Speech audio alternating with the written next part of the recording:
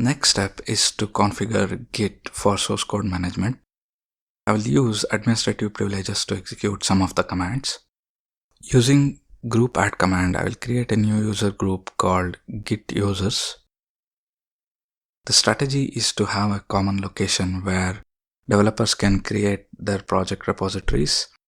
Using mkdir command, I will create a new path called root scm git repo. I will go ahead and create a git bare repository with the name webtime.git. This will be our sample project. Using shared option with the value 0660 makes sure that the group will have read-write permission for this repository. Using chgrp command, I will change the group association of this Git repository to Git users user group. Project's repository structure can be verified using ls-a command.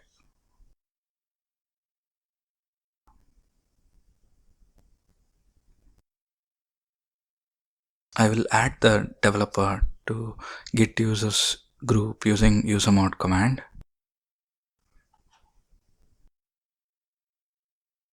Logging in as a developer, I will use Git Config command to set some of the required attributes. The first one will be user.name attribute, which will refer to username, and user.email, which will refer to the email ID of the developer. I will also go ahead and set up my choice of editor using code.editor attribute, and the tool will be gedit. We can verify the configuration using git config list command.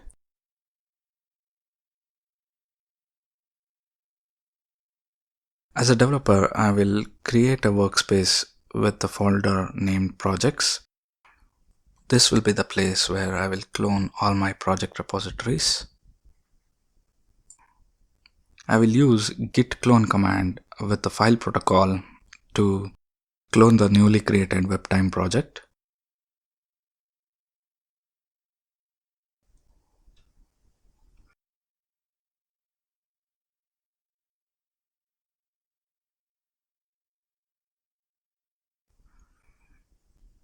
The first file I want to commit for this project is a gitignore file. For this, I will use an online service called gitignore.io, where we can go and list out the platforms and tools which we use. It will build a list of tool-specific files and folders that can be ignored during git commit. We can either generate it on web page or download it. I will download the file.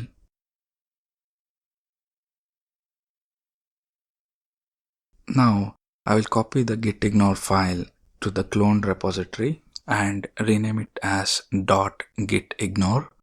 Git reads this file during a commit to build a list of files and folders that needs to be excluded. Coming back to terminal, we can see that file is present in clone project folder. However, Git is still not tracking this file. We can check this using git status. I will use git add command to add this file to git index. This needs to be done before we actually commit it. Using git commit command, I will save the changes to local master repository. In this case, change will be our new gitignore file. Also, I will use -m option to specify the commit message in command line itself.